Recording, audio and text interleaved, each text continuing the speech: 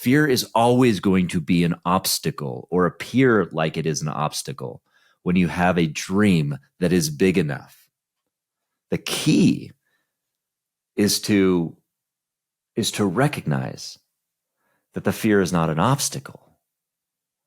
It's our brain interpreting it is an obstacle, but that the fear is a challenger. It's showing us a signal for opportunity.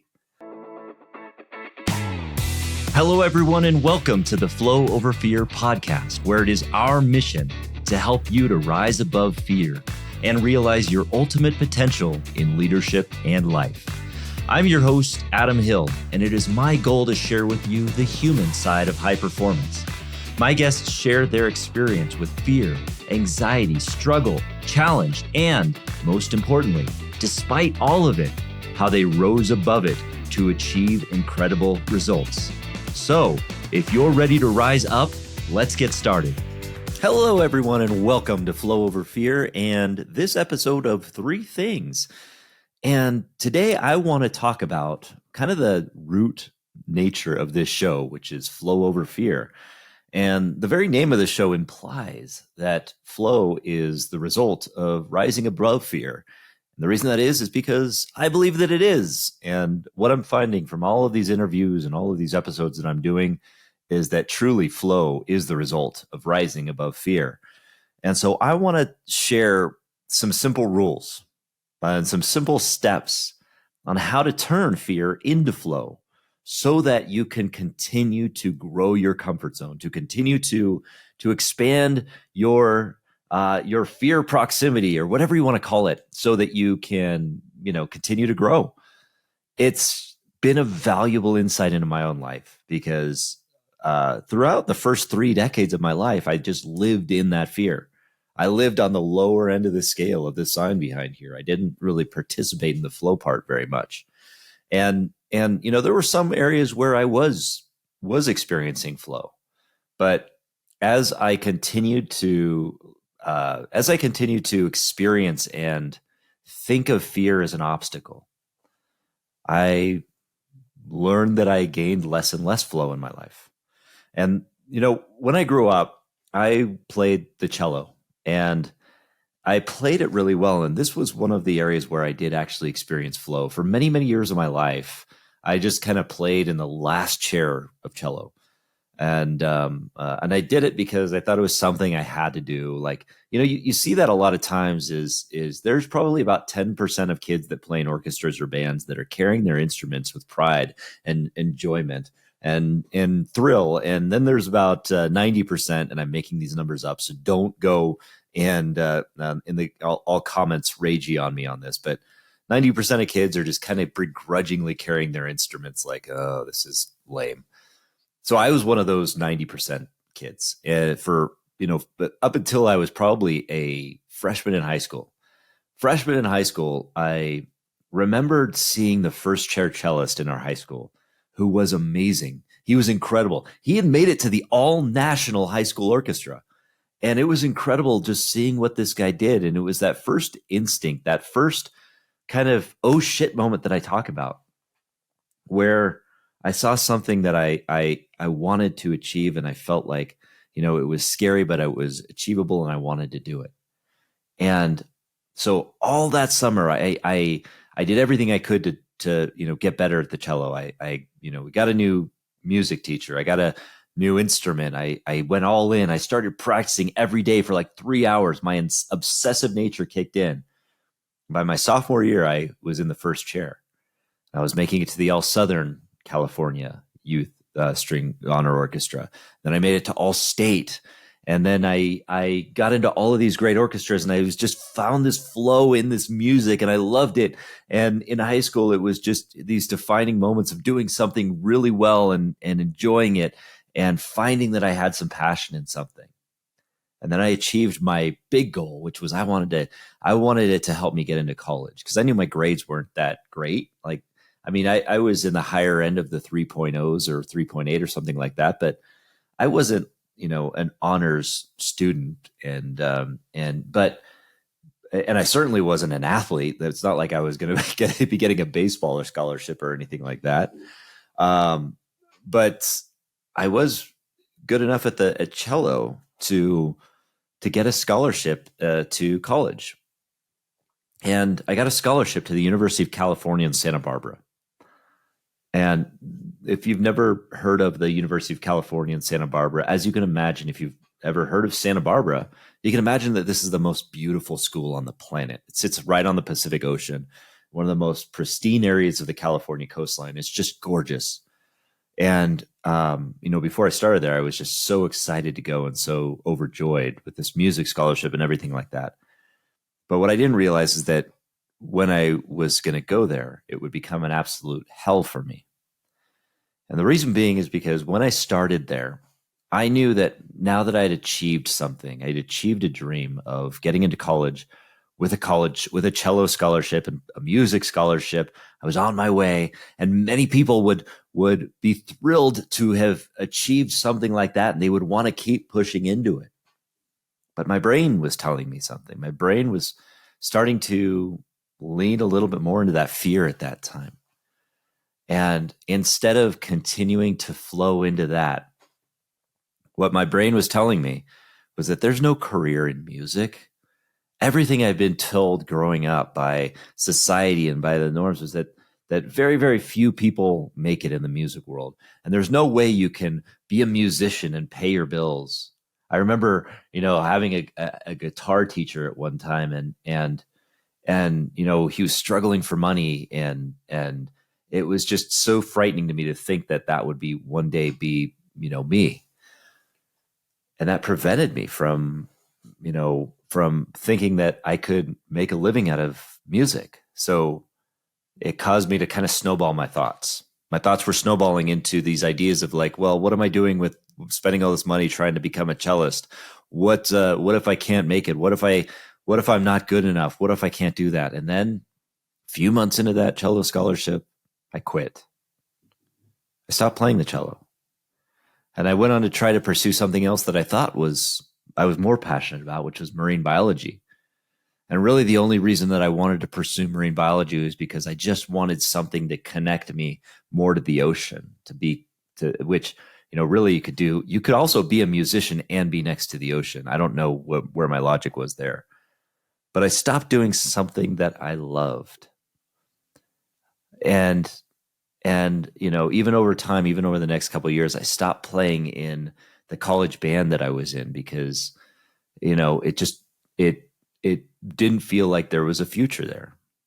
But what I missed was that, there's opportunities in everything if we chase our passions, if we chase our dreams. And it's not about, making a living is part of it, but it needs to be secondary to being fulfilled. Because being fulfilled and earning a living, that's we need to follow that passion. Otherwise we fall into this just horrible pit of despair and fear and anxiety and all of that stuff. And of course, that's what happened to me is I lost direction. I didn't have, anytime I had some kind of goal or anything like that, it would be, I would be overcome by fear. And so I wouldn't want to pursue it. So I ended up, quote unquote, settling for a psychology degree, which, to me wasn't, there's no settling in that regard. It's still a lot of hard work to graduate from college, but it wasn't something I was passionate about. It was just, it happened to be with the kinds of credits that I had and then where I was, the path of least resistance, because I couldn't compete, or I was telling myself that I couldn't compete with pre-med students or other things like that. In reality, I was just drinking a lot, and I was overwhelmed with anxiety. And so I felt like I couldn't compete, but I just wasn't able to put the effort in. So it took me years to really regain that confidence again in myself. I didn't realize it at the time, but giving up on that goal or not believing in myself enough to pursue that goal of being a musician, of being a cellist, of becoming something there. It led, it was kind of a tipping point into that that dark time, that downward spiral, and anxiety just really took over, panic, overwhelm, all that stuff took over. And it wasn't until I got sober again and had a year of sobriety that I actually started pursuing something again. I started pursuing Ironman triathlon, and I was starting to believe in myself again, up to the point where, today I totally recognize that there's nothing that is outside of our capability if we believe in ourselves enough and we find enough passion and fulfillment in it. And so I realized today that fear that I was feeling was not, it was not telling me that there was danger, or that I shouldn't pursue it because there was no living in it. Those were just the sense I was trying to make out of it with my brain. But what it was really telling me is that there was opportunity there, that I was following a passion. It was one of those first triggers in identifying something that was really, really key to me. I mean, you look at where I came from in that world of music. I went from freshman year being last chair cellist to just working really hard and really diligently and becoming first chair the very next year, to becoming, to getting a college scholarship to a University of California school where I could be on track to becoming a musician. I'm not saying I could have been the Avett Brothers cellist, but I'm just, kind of just implying it maybe a little bit. I'm kidding. I kid. I love the Avett Brothers and I love their cellist, but that's this really, I wanted to tell that story to illustrate, that the way we look at fear, the way we react and respond to fear, the way we interpret it and internalize it can guide us if we're going to go into a pit of despair, even in the most beautiful place in the world, the most beautiful college campus in the world. It could be absolute hell for us, or it could push us in the direction of flow. And I want to share just three simple steps to turn that fear into flow from what I've realized. And it all comes from how my, how it's related to the story that I just told of my own life, of what it was. And those three simple rules are identify, pursue, and push. And so I'm going to go into each one of those. So identify, pursue, and push. So it's IPP. You down with IPP? Yep, you know me. All right. So the first one is identify. And this is where you need to get clarity or identify your dream, identify what you want to pursue. You notice that when I had this clarity in my mind when I was in high school and playing the cello, and I was being disciplined about it and super focused, and I was in the flow, how clear I was on what I wanted to achieve. I wanted to get into college with the cello. I wanted to become something. It was something I enjoyed. I wanted to become a cellist.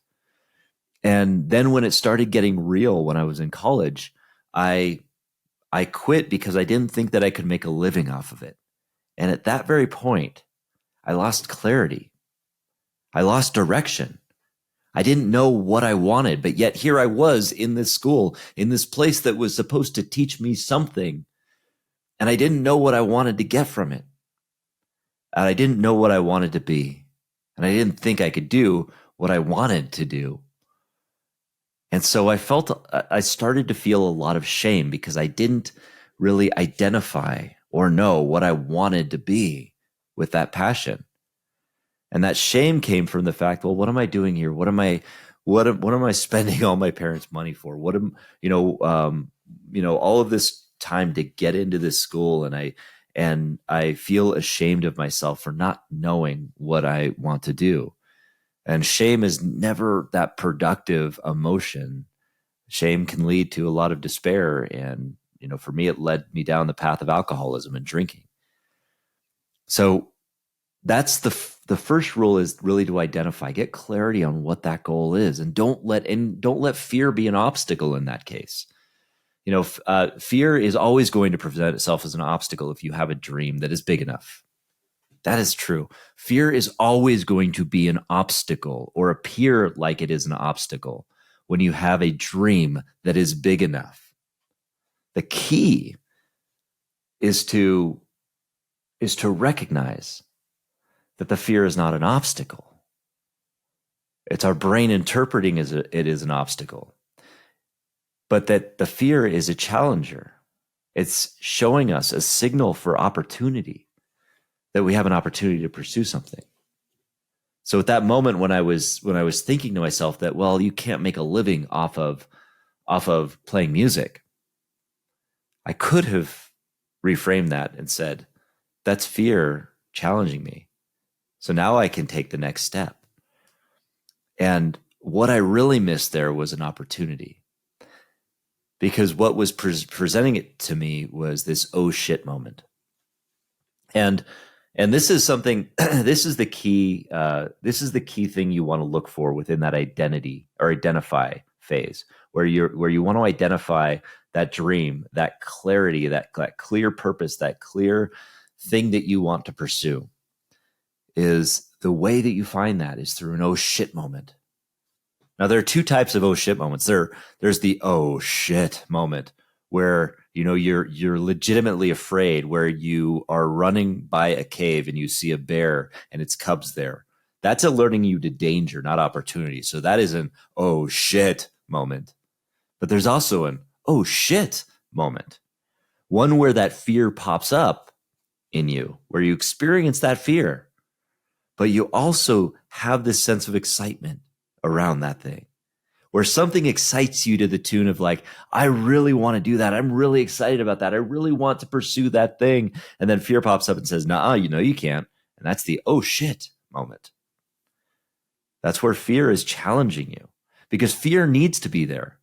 Because if fear wasn't there, everybody would just be able to easily chase their dreams. There wouldn't be any sort of resistance whatsoever, so there'd be no growth. That fear is there to be the challenger, to help you to experience growth. So it is a friend, even though we think of it as a foe or an adversary or an obstacle. It's really not. It's there to fuel us. It's there to signal to us, hey, you're onto something. You better look at that and you better try and go after that. That's your moment. That's your signal that you're onto something. Identify that oh shit moment. And then the second step to turning that fear into flow is to pursue it.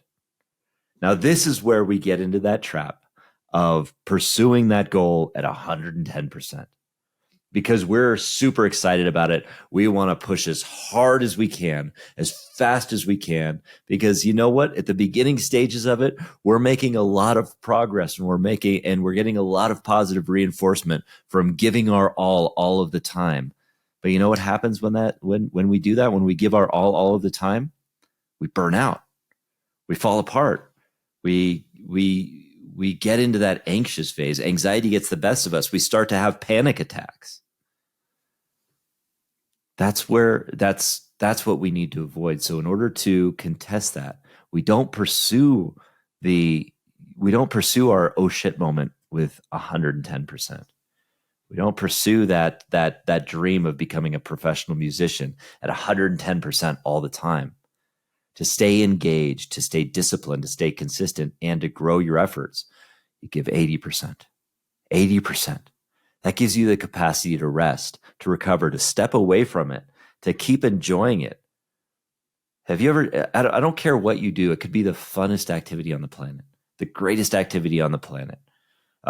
Let's say it's like cheesecake paintball, where you get to eat the paintballs and they're made of cheesecake. That sounds like the funnest event on earth, by the way. People shooting cheesecake paintballs at you and you get to eat them. If you don't like cheesecake, too bad, you're not invited. But if you love cheesecake, this is like the greatest event ever, because now you get to like peel the cheesecake balls off of you and start eating them, and then you're just. But even if you do something as amazing as cheesecake paintball, even that will get overwhelming at a time.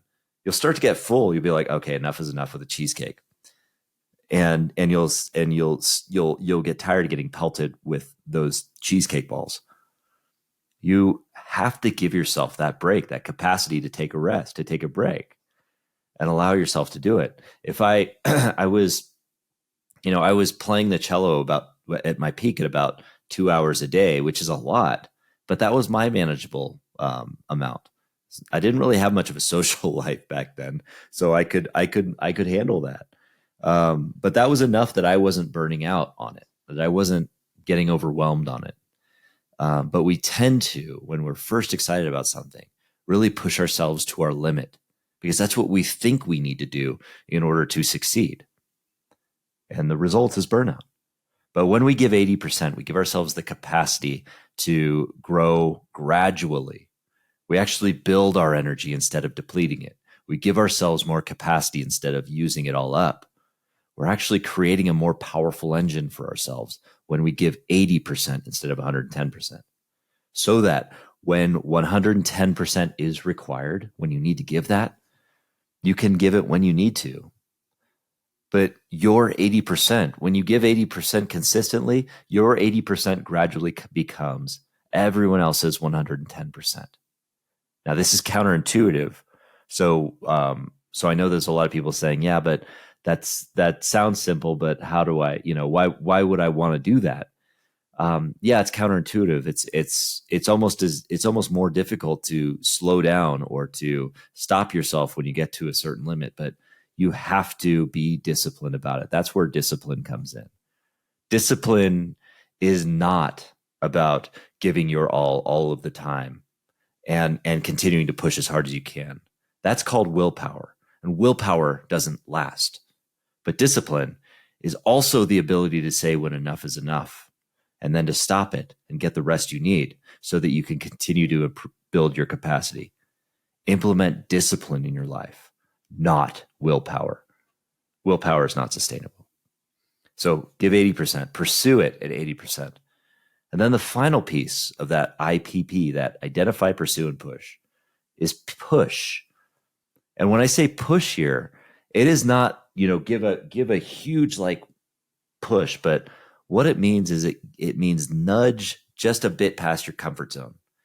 And I always like to promote giving 5% beyond your comfort zone. Just 5% beyond your comfort zone is where you can expand your comfort zone without being overwhelmed with fear.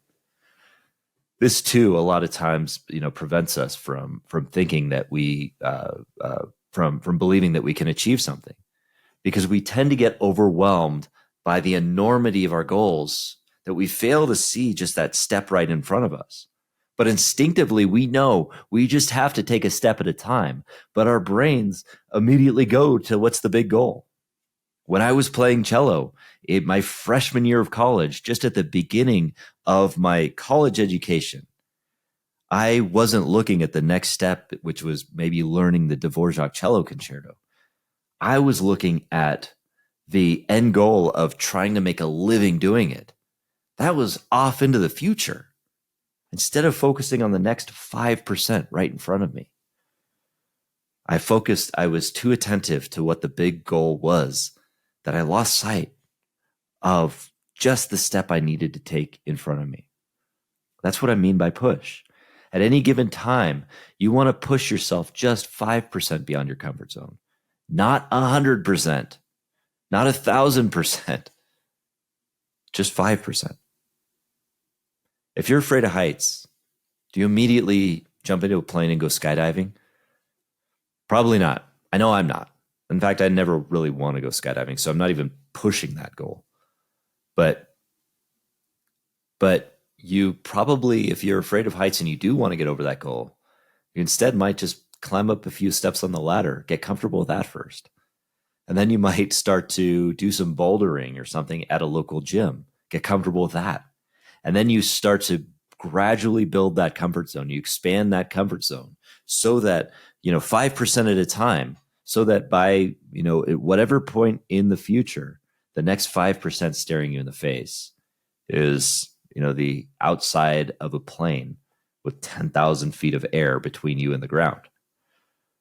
That's how you expand your comfort zone. That's how you build courage, 5% at a time. So those are really the ideas on how you can start to turn that fear into flow.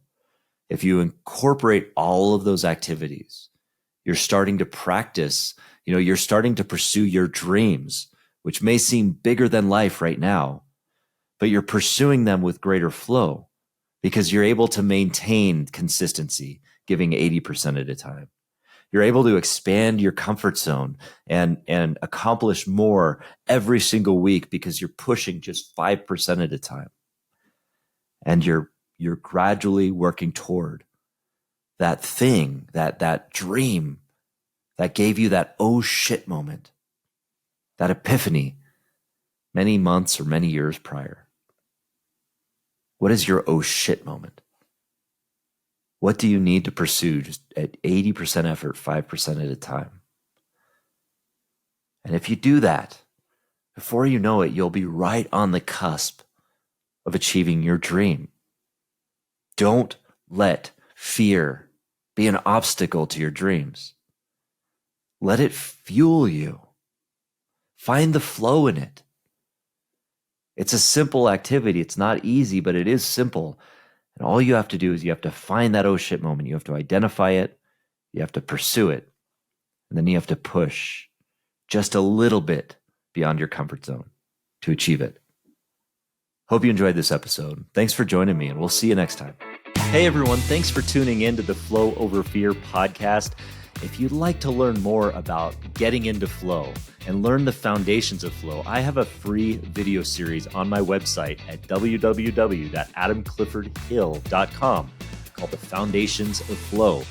Feel free to go there and download it and start your journey to rising above fear and achieving greater flow in your life. And if you like this episode, and I'm guessing you did if you stuck around for this long, then please do me a favor and hit the subscribe button, and you will receive notifications when I have new interviews, new recaps, and new trainings that pop up on YouTube. Thanks again for joining us.